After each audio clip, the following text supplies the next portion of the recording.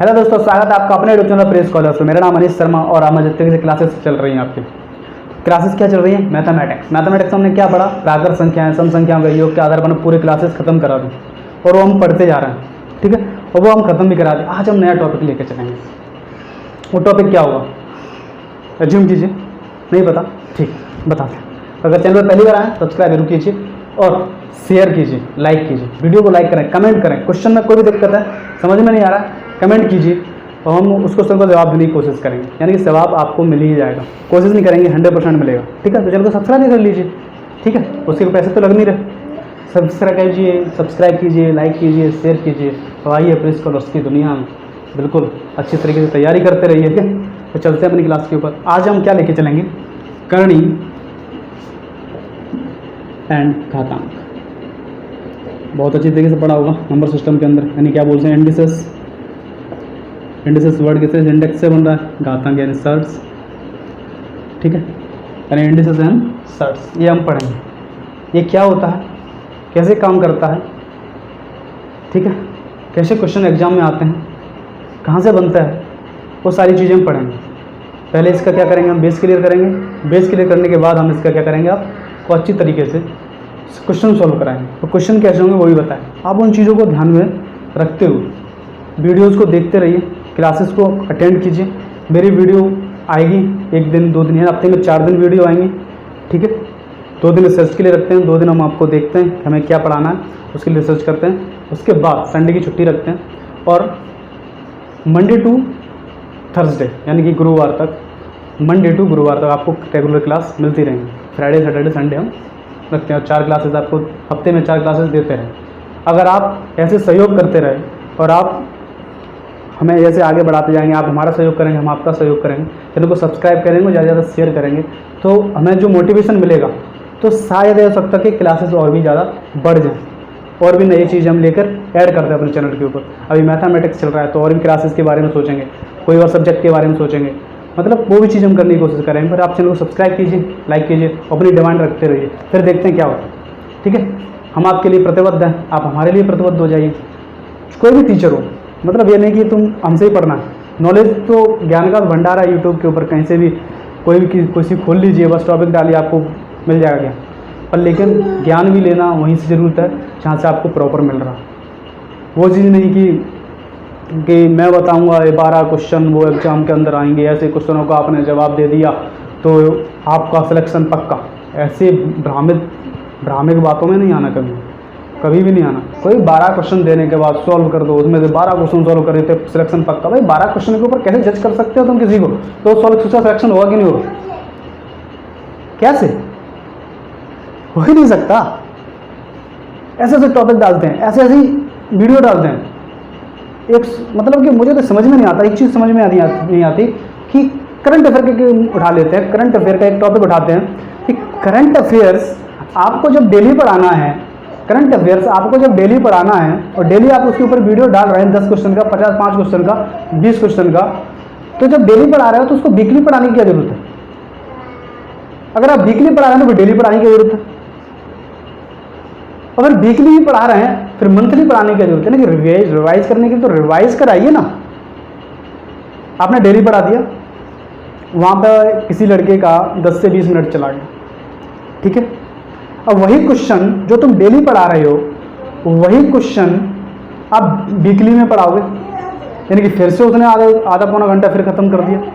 और जो तुम वीकली 4 वीक के जो भी करंट अफेयर डाला है, जीके की बात कर, जो भी करंट अफेयर डाला है वो फिर आप 4 महीने पढ़ाओगे, महीने में पढ़ाओगे, यानी महीने में फिर से वही चीज़ पढ़ा रहे हैं। यानी कि जो चीज़ वो 3 बार पढ़ चुका उसी चीज़ को तुम दोबारा पढ़ाई जा रहे हो। यानी कि एक वीडियो डालने के चक्कर में, अपने डालने के चक्कर में लड़के का टाइम बर्बाद, मतलब टाइम बर्बाद नहीं करना। जीके जितना इम्पोर्टेंट है, जितना महत्वपूर्ण है, ठीक है, उससे कई ज़्यादा मैथमेटिक्स और इंग्लिश है। एसएससी के अंदर मैथमेटिक्स और इंग्लिश, आपका सिलेक्शन मैथमेटिक्स और इंग्लिश के बेस पे होने वाला, जीएस और रीजनिंग के बेस पे नहीं। ये सिर्फ आपको सहयोग करेंगे तो वहाँ तक पहुँचने के लिए। जीएस और रीजनिंग केवल और केवल प्री में आता है, मेंस में भी नहीं आता। मेंस में क्या आता है? मैथ्स और इंग्लिश। तो सबसे ज़्यादा फोकस किस पे करना है, मैथ और इंग्लिश पे करना है। सिलेक्शन वहाँ से हो रहा है, वो 50 नंबर, वो 100 नंबर मान लीजिए। प्री में जो 100 नंबर का जो वो टॉपिक दिया हुआ है रीजनिंग का और जीएस का, वो सिर्फ और सिर्फ आपको वहाँ पहुँचाने के लिए है कि आप प्री क्वालिफाई कीजिए, फिर मेंस दीजिए, मेंस में अच्छे से अच्छा स्कोर कीजिए, वहाँ पर जाके आपका सिलेक्शन होगा। तो लड़का क्या करेगा, जीएस पढ़ना है, जीएस पढ़ना है, जीएस पढ़ना। भाई जीएस पढ़ना है, जीएस का मतलब क्या है? सिलेक्शन किससे हो रहा है मुझे बता दिए, सिलेक्शन किससे हो रहा है? ये क्वेश्चन आप अपने आप से पूछिए कि एसएससी के अंदर सिलेक्शन हो किससे रहा है? सीजीएल का किससे होगा सिलेक्शन? क्वेश्चन क्या है कभी? जीएस से होगा? करंट अफेयर से हो रहा है सिलेक्शन? नहीं हो रहा करंट अफेयर से सिलेक्शन। मत पढ़िए मैथ, मत पढ़िए इंग्लिश, ले आइए जीएस और करंट रीजनिंग से, रीजनिंग और जीएस से ले लीजिए सिलेक्शन, छोड़ दीजिए मैथ और इंग्लिश को। ला सकते हो सिलेक्शन, कर सकते हो मैथ और इंग्लिश को छोड़ करके। जो चीज़ तुम्हें सिलेक्शन दिला रही है उसी चीज़ को तुम टाइम नहीं दे पा रहे, आधा घंटा पौना घंटा डेली का रूटीन उसको दे दिया है। भाई पहले मेंस की तैयारी कर लो, प्री करोगे, प्री तो कर ही लोगे, जीएस पढ़ोगे, आधा घंटा दे दो पौना घंटा दे दो, ठीक है, वो प्री के लिए है। पर सिलेक्शन तो मेंस से हो रहा है ना आपका। कोई भी सब्जेक्ट उठा लो, कोई भी जॉब उठा लो, आप मुझे बैंकिंग सेक्टर में चले जाओ, बैंकिंग सेक्टर के अंदर प्री से सिलेक्शन होता है? Pre is a qualifying nature only. Mains result में जब मेरिट रेडी होता है उसका, तो उसमें आपका प्री का मार्क्स ऐड ही नहीं होता, यानी कि मेंस का और इंटरव्यू का मार्क्स ऐड करने के बाद आपका सिलेक्शन बताया जाता है कि आप मेरिट में हैं या नहीं। एसएससी में भी सीजीएल के अंदर इंग्लिश के और मैथ्स के कुछ नंबर जोड़े जाते हैं, tyre first, tyre second, tyre third, तीनों के मार्क्स ऐड होते हैं। उसके बाद आपका सिलेक्शन बताया। उसमें सबसे ज़्यादा वेटेज किसका है? वेटेज किसका है? वेटेज है इंग्लिश और मैथ का, क्योंकि प्री में तो आ ही रहा है इंग्लिश और मैथ, मेंस में वो सबसे ज़्यादा है। तो उस चीज़ पे ध्यान देना है, ठीक है। तो क्या चीज़ है उसको लेकर के चलना है, तो उस पर ध्यान दो। चैनल खोलते हो ना, यूट्यूब जब खोलते हो ना, तो भरमार पड़ी होती है, भाई ये पढ़ो 1000 क्वेश्चन रिपीटिशन इसी में से आएगा, साइंस के टॉप 10 क्वेश्चन, साइंस के टॉप 30 क्वेश्चन। अरे साइंस ही पढ़ाते रहो, लड़का वहीं बर्बाद हो जाता है। तो करणीय घातांक, सर्ड, इंडिसेस एंड सर्ड्स, ठीक है। इसके ऊपर बात करते हैं क्या है चीज़, ठीक है। नंबर है, मान लीजिए कोई नंबर है 4 into 4 into 4 into 4 dot dot dot dot 60 बार, ठीक है। 4 into 4 into 4 into 4 dot dot dot dot क्या बोल दिया उसने, 60 बार लिख दिया। अब कह रहा है कि इसको सॉल्व कर लीजिए, या फिर इसको लिखने का तरीका मुझे बताइए। इस तरीके से क्या हुआ, इस चीज़ में क्या हुआ, दिक्कत हुई। भाई क्या लिखोगे, 4 4 4 इंटू डॉट डॉट डॉट 50-60 बार 4 लिखोगे। तो इसके लिए क्या याद हुआ, यहाँ पे देख गया कि जो 60 है ना, इसकी एक वैल्यू आई कितनी, क्या एक नया तरीका याद कर लिया कि 4 की वैल्यू पावर 60, 4 की पावर 60, यानी कि इस तरीके से लिख दो तो हम लिख सकते हैं कि 4 का मतलब है कि 4 60 बार लिखा जाएगा। कितनी बार लिखा जाएगा, 4 60 बार लिखा जाएगा। तो यहाँ पे 4 की पावर 60 लिख दिया। अब जैसे क्या यहाँ पे ये क्या चीज़ होती है, इसको बोलते हैं बेस, बेस यानी कि आधार, ठीक है। क्या हो गया, आधार।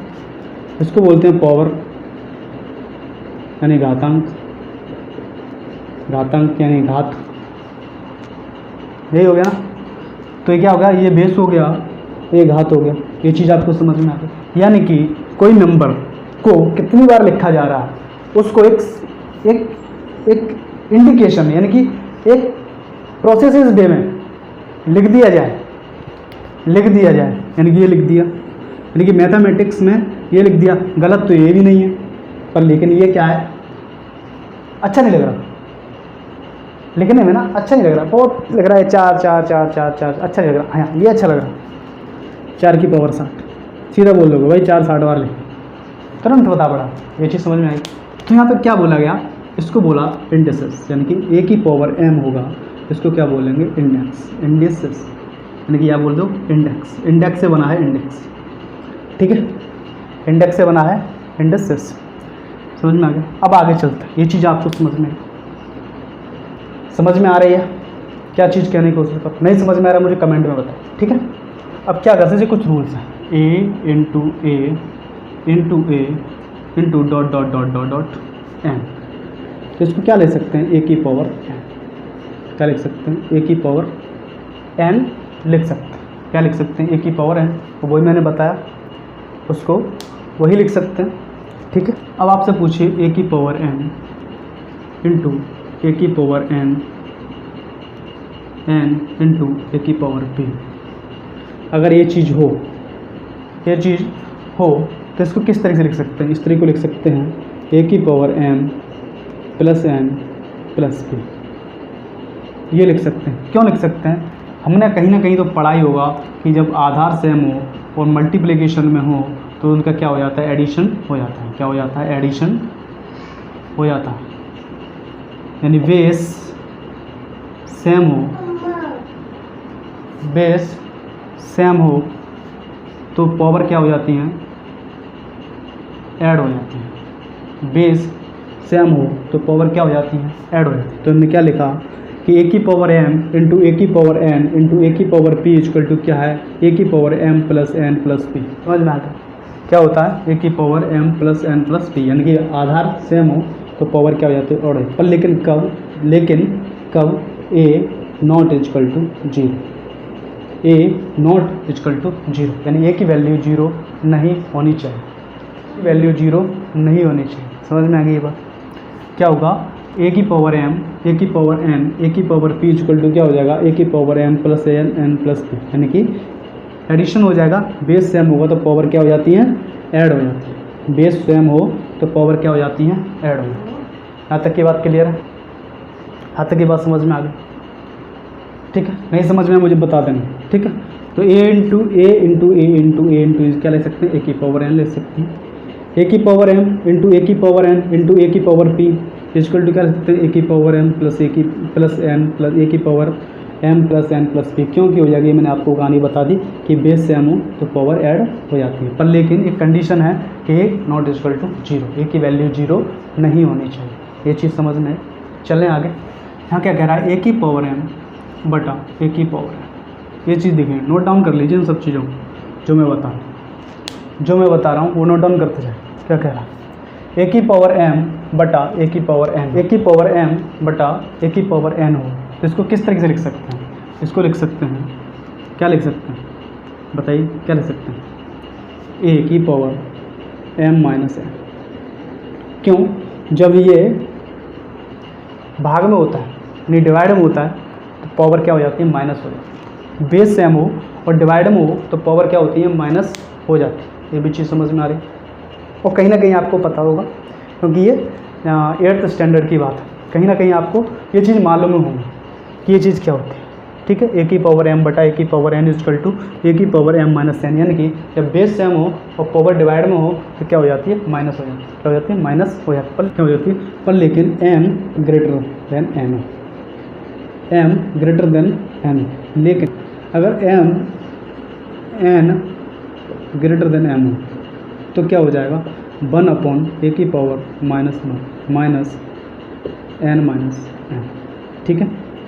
समझ लीजिए, हर चीज़ समझने की कोशिश कीजिए। ये चीज़ मैंने बहुत अच्छे तरीके से आपको समझाता हूँ। देखिए मैं आपको बता रहा हूँ कि m ग्रेटर देन n, यानी कि जब m बड़ा हो n से, m क्या हो, n से बड़ा हो तो वैल्यू क्या होगी, a बटा a m माइनस, यानी कि ये जब डिवाइड में हो तो ये क्या हो जाएगा, पावर क्या हो जाएगी, माइनस हो जाएगी। पर लेकिन यहाँ पे ये एक चीज़ भी हो सकती है कि जब ये चीज़ हो तो n की वैल्यू ज़्यादा हो, यार m की वैल्यू अगर ज़्यादा है तो सीधा सीधा ये है, अगर n की वैल्यू ज़्यादा है यानी कि मान के चलिए अंश और हर, ठीक है, हर अंश की वैल्यू ज़्यादा है तो ये चीज़ है, और अगर हर की वैल्यू ज़्यादा है तो ये चीज़ हो जाएगी, क्यों हो जाएगी, n इक्वल टू m हो जाएगा। ये बात समझ में आ रही है आपको, नहीं आ रही, आगे देखते हैं, समझने की कोशिश कीजिए, समझते हैं इसको क्या है, ठीक है। यहाँ पे देखिए अगर आपसे कहीं कर दें, इस चीज़ को थोड़ा इधर लिख देते हैं, m की power m greater than n और n ग्रेटर देन m, ठीक है। ये चीज़ इधर लिखिए। अब चीज़ को समझने के लिए एक चीज़ करते हैं, देखिए क्या कह रहा है, 2 की पावर 7 और 2 की पावर 4, 2 की पावर 7 और 2 की पावर 4 है, तो इक्वल टू क्या हो जाएगा, 2 की पावर 7 माइनस के 4 इक्वल टू 2 की पावर 3, कितना हो गया 8, ठीक है। अब मैंने सेकंड कंडीशन बताई कि n ग्रेटर देन m, यानी कि 3 की पावर 5 और 3 की पावर 11, 3 की पावर 5 और 3 की पावर 11 हो, तो यहाँ पर क्या होगा, तो यहाँ पर क्या होगा जी, तो यहाँ पर होगा 1/3 की पावर 11 माइनस 5, यानी कि 1/3 की पावर 6 हो जाएगा, इक्वल टू कितना हो जाएगा 3 की पावर माइनस 6। समझ में चीज़ आपको समझ में आ गई, समझ में आ गई। यानी कि मैं ये चीज़ समझाने की कोशिश कर रहा हूँ, अगर इनमें से अंश वाली वैल्यू जो है उसकी पावर बड़ी है तो सीधा सीधा लिख दो अंश वाली, ठीक है। और अगर हर वाली वैल्यू बड़ी है तो इसका ये होगा, यानी कि यहाँ पर सीधा लिख, आपको एक इंडिकेशन दे सकता हूँ कि अंश वाली वैल्यू के लिए है, अंश वाली वैल्यू यानी कि m की वैल्यू बड़ी हो, यानी हर वाली वैल्यू यानी कि n की वैल्यू बड़ी हो, तो वहाँ पर आपको इस तरीके से सॉल्व करना है। ये चीज़ समझ में आ गई, वही चीज़ मैंने यहाँ पे आपको समझाने की कोशिश की है। समझे इस बात को, समझे इस बात को, समझ में आई ये चीज़, नहीं आई तो फिर से पूछिए मुझे, मैं आपको बता दूँगा, ठीक है। कमेंट में कमेंट करके बता दीजिए। आगे चलते हैं अभी तो फिलहाल। अब एक चीज़ और ध्यान दीजिए, अगर 2 की पावर 2 बटा 2 की पावर 2 कट जाएगा तो क्या हो जाएगा, 1 आ जाएगा, यानी कि अगर m इक्वल टू n हो इक्वल टू क्या हो 1, ये चीज़ भी आप ध्यान रखिए, ठीक है। 1 हो जाए, समझ में आ गया। m equal to n equal to क्या होगा, इक्वल, यानी कि m और n की वैल्यू क्या होगी, इक्वल होगी, तो उसकी वैल्यू क्या होगी 1 होगी। ये बात आपको समझ में आ गई, नोट डाउन कर लीजिए अच्छी तरीके से। आगे चलते देखिए कि a की पावर m उसका होल n, a की पावर m और उसका होल n, इंपॉर्टेंट चीज़ें हैं, ये चीज़ आपको नोट करके रखना है, इस बात का भी ध्यान रखना, ठीक है ना। क्या करना है, नोट करना है। a की पावर m और उसका पावर n, a की पावर m और उसका पावर क्या हो, n हो, ठीक है जी। a की पावर m उसका पावर n, तो क्या हो जाएगा, यहाँ पे एक चीज़ कर सकते हैं, जब देखें ना ब्रैकेट के ऊपर बाहर पावर लगाओ, ब्रैकेट के ऊपर पावर लगाओ तो क्या होता है, पावर मल्टीप्लिकेशन में होता है, पता है आपको। अगर ब्रैकेट के ऊपर पावर लगा है तो पावर क्या होता है, मल्टीप्लिकेशन में होता है, यानी कि सीधा लिख लीजिए a की पावर m इंटू n, लिख सकते हैं इसको, यानी कि a की पावर m का होल पावर n है, क्या लिख सकते हैं, a की पावर m इंटू n लिख सकते हैं, इसको लिख सकते हैं, इसको ये भी लिख सकते हैं, तो a की पावर n इंटू n, कोई दिक्कत है, a की पावर n इंटू m लिख सकते हैं, वैल्यू तो एक ही है ना, अगर दोनों को मल्टीप्लाई करेंगे वही आएगा, n का मल्टीप्लाई m से कर दो, n का मल्टीप्लाई n से कर दो, वैल्यू तो वही मिलेगी, यानी n इंटू m लिख सकते हैं जी, इक्वल हो सकता है ना, इक्वल, गलत हो तो बताना, इक्वल हो सकता है जी, हो सकता है, ठीक है जी। अगर इसको हम इस तरीके से लिख सकते हैं तो इसको इस तरीके से भी लिख सकते हैं, क्या लिख सकते हैं फिर इसको इस तरीके से भी तो लिख सकते हैं, क्या, कि a की पावर n के पावर m लिख सकते हैं जी, बिल्कुल लिख सकते हैं, कोई दिक्कत नहीं, ठीक है जी। यानी कि a की पावर m का पावर n हो तो a की पावर m इंटू n लिख सकते हैं, या इक्वल टू a की n इंटू m लिख सकते हैं, या फिर a की पावर n की पावर m लिख सकते हैं, यानी कि कुछ भी करो वैल्यू है। समझ में आ गई ये बात, समझ में आई आपको, हाँ जी समझ में आई, चलें नोट डाउन कर लीजिए। ओके, अब एक चीज़ मुझे बताइए कि 2 की पावर 4 की पावर 3, ठीक है, या फिर 2 की पावर 4 की पावर 3 कल है। मुझे बताइए कि 2 की पावर 4 की पावर 3 और 2 की पावर 4 की पावर 3, तो मुझे बताइए दोनों इक्वल हैं, हाँ इक्वल है क्या, देखते हैं, ये दोनों सेम हो सकते हैं, देखते हैं जी, क्या करें, सॉल्व करिए। 2 की पावर 4 अभी बताया, 2 4 इंटू 3 यानी कि 2 की पावर 12, ये तो 2 की पावर 12 आ गया, इसको सॉल्व करिए। जब पावर के ऊपर पावर चढ़ी तो उसको ऊपर से नीचे सॉल्व करते हैं, तो क्या करें, यानी कि 4 का पावर कितना हो गया चौक 16, 16 चौक 64, भाई तो 2 की पावर 64 हो गया, 2 की पावर क्या हो गया 64 हो गया। यानी कि ये और ये इक्वल नहीं हो सकते, यानी कि दिस पैटर्न और this pattern is not equal, is not equal. ये बात आपको समझ में आ गई। यानी कि अगर ब्रैकेट के ऊपर लगा हुआ है और विदाउट ब्रैकेट लगा हुआ है तो यानी कि ये दोनों इक्वल नहीं हो सकते। इस बात का आपको ध्यान समझ में आई ये बात। तो ये दोनों क्या नहीं हो सकते, इक्वल नहीं हो सकते। ठीक है, समझ लीजिए अच्छी तरीके से इस पैटर्न को, आगे देखिए समझ में आ गया। अब मुझे एक चीज़ बताइए, अगर ए बी सी की पावर n हो, ए बी सी की पावर n हो, तो इसको क्या लिख सकते हैं, इसको लिख सकते हैं a की पावर n इंटू बी की पावर n इंटू सी की पावर n, लिख सकते हैं। हाँ, नोट डाउन कर लीजिए इसको। यानी कि ए बी सी की पावर n हो तो a की पावर n b की पावर या और इंटू बी की पावर n इंटू सी की पावर n है, लिख सकते हैं। आपसे क्वेश्चन कर रहा हूँ, अपने आप से क्वेश्चन कीजिए, मैं आपसे पूछ रहा हूँ, लिख सकते हैं? जी बिल्कुल लिख सकते हैं, देख लीजिए वैसा लिख सकते। चलो आप कहीं लिख दिया कि 35 की पावर 6, 35 की पावर 6 इजकल टू कितना होता है 5 7 35 की पावर 6, लिख सकते हैं, लिख सकते हैं। इसको इस तरीके से 5 की पावर 6 इंटू 7 की पावर 6, जी बिल्कुल लिख सकते हैं। अगर 7 की पावर 3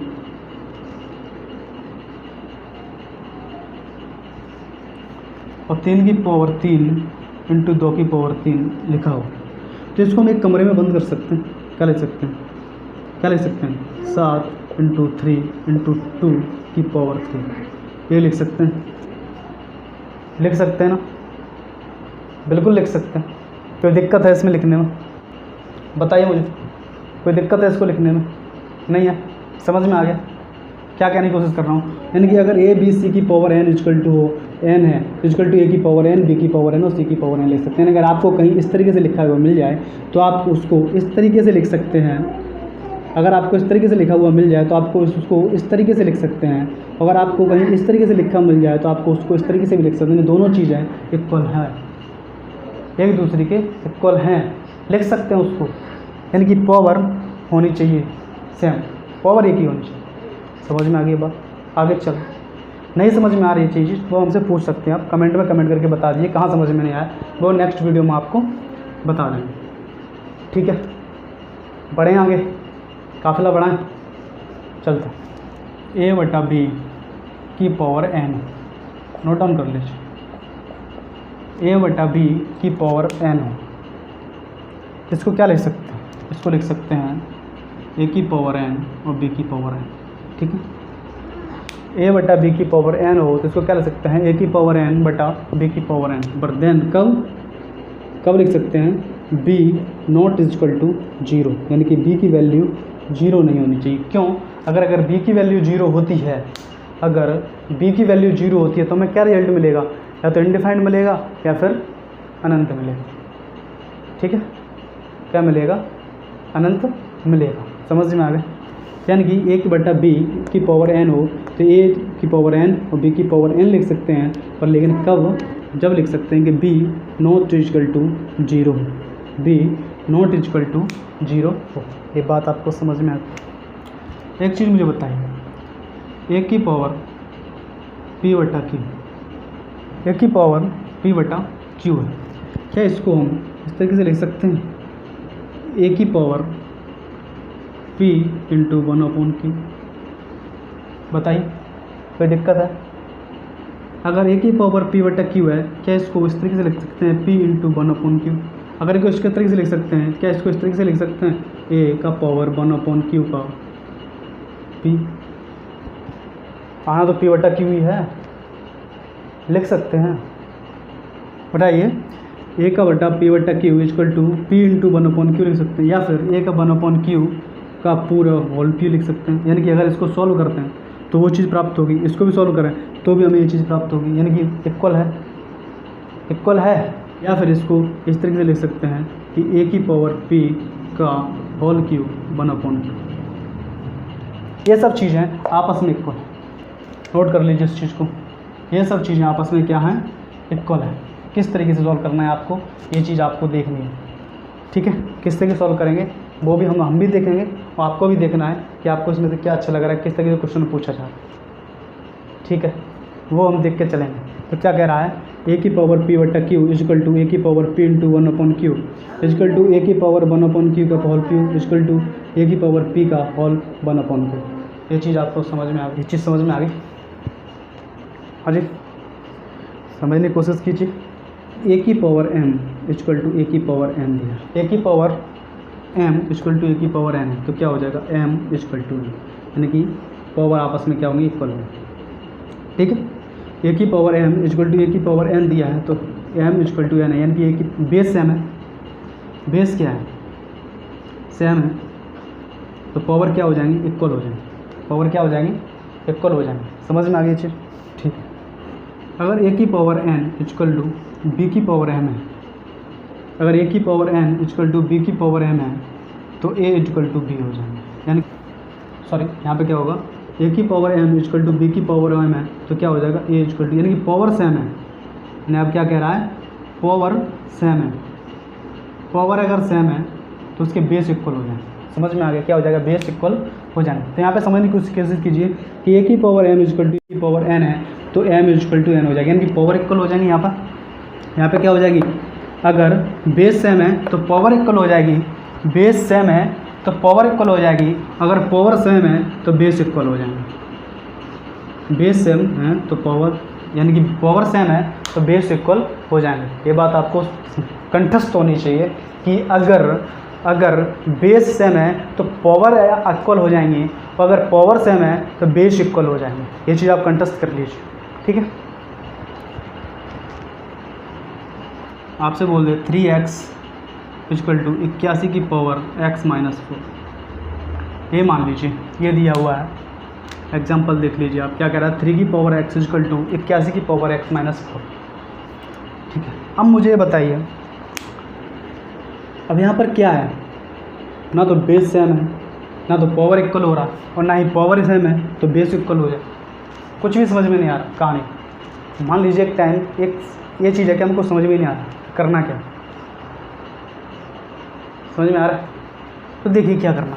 पहले तो देखिए कि 81, या तो इसको 3 के इक्वल कर लीजिए, या फिर 3 को इसके बराबर कर लीजिए, 81 कर लीजिए। समझ में आएगा कैसे करेंगे, 3 को कितने करेंगे, यानी कि 3 का हम क्यू कर दें, 3 का क्यू रूट कर दें, क्या कर दें, क्यू रूट कर दें, 3 का क्यू रूट कर दें, या फिर इसका कर दें, देखो 3x, 3 की पावर x हो गया इजकल टू। अब हम मुझे बताइए 81 है, किसका हो गया, 3 3 9 9 3 27, यानी कि 3 की पावर 3 का 4 होता है, ये 4th रूट होता है, माइनस के 4, 3 का क्या होता है, 4th रूट होता है, 3 3 9 9 3 27 27 3 81, यानी कि क्या होता है, 4th रूट होता है 81, 3 का 4th रूट होता है, तो कितना हो जाएगा 3x, 3 की पावर x इजकल टू 3, इसका दोनों मल्टीप्लाई कर दें, कितना हो जाएगा 4x माइनस के 16। अब पावर, अब देखिए बेस सेम हो गया, हमने बताया था कि बेस सेम हो तो पावर इक्वल हो जाती है, यानी क्या हो जाएगा x is equal to 4x minus के 16। अब इधर आएगा तो माइनस के 3x बचेंगे, उधर हो जाएगा तो माइनस के 16, माइनस से माइनस कट गया, x की वैल्यू कितनी होगी 16/3, 16/3। तो मैंने आपको बताया कि अगर बेस सेम है, तो मैंने देखा बेस सेम है, बेस क्या हो गया सेम है, तो पावर क्या हुआ इक्वल होगा। अगर यहीं पर पावर इक्वल होता तो क्या हो जाता, बेस सेम हो जाता। समझ में आ गया आपको, पावर इक्वल होता तो बेस, अगर पावर इक्वल होता तो बेस सेम हो जाता। समझ में आ गया, नोट डाउन कर लिया। अच्छी चीज़ें मैंने इस वीडियो में जो मैंने बताया वो आपने प्रॉपर नोट डाउन किया है, नोट डाउन करते रहिए, नोट्स बनाइए, अपने एक एक पॉइंट लिखिए कि मैंने आज की वीडियो में क्या बताया। ये बहुत मज़ा आने वाला है इस वीडियो की, इस क्लास के अंदर बहुत अच्छी तरीके से, भयंकर तरीके से चलेंगे, बहुत मज़ा आने वाला है। अभी तो स्टार्ट किया है, ठीक है। तो वीडियो को यहीं ख़त्म करते हैं, आगे फिर चलेंगे नेक्स्ट वीडियो में। अगर चैनल पर पहली बार आएँ, अच्छा लग रहा है, पढ़ाने का तरीका अच्छा लग रहा है, या फिर आपको क्वेश्चंस अच्छे लग रहे हैं, जो भी लग रहा है, तो चैनल को सब्सक्राइब कीजिए, शेयर कीजिए और लाइक कीजिए, और वीडियोज़ देखते रहिए। Thanks for watching.